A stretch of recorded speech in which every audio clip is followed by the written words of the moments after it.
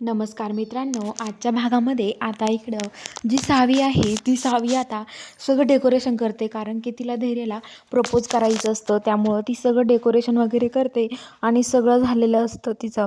आणि तिथे एका ठिकाणी जाऊन उभा राहते. ती अवंतीला सांगते की हे बघा अवंती वहिनी, मी तुम्हाला जे सांगाल ना तेच करायचं. अवंती वहिनी, एक काम करा तुम्ही ना, असं करा, मी धैर्यांना बोलवेल, तुम्ही म्हणायचं सावीला काहीतरी झालंय, धैर्य तुम्ही लवकर जा तिकडे, सावी काहीतरी करून घेते स्वतःला, असं म्हणायचं. तर ती म्हणते की ठीक आहे. आणि आता इकडं जी सावी आहे ती आता त्या ठिकाणी येते जिथं तिनं डेकोरेशन केलेलं असतं आणि ती अंधार असतो पूर्ण, त्या अंधारात ती उभा असते. आणि इकडं जी धैर्य आहे तो त्याच्या कामात असतो, त्याला काहीच माहीत नसतं. तेवढ्यात आता तिथं जी अवंती आहे ती येते. अवंती म्हणते की धैर्य भाऊजी, मला तुम्हाला काहीतरी सांगायचे. धैर्य म्हणतो काय झालं, बोला ना अवंती वहिनी. तर ते म्हणतात अहो सावीला सावी सावी करते.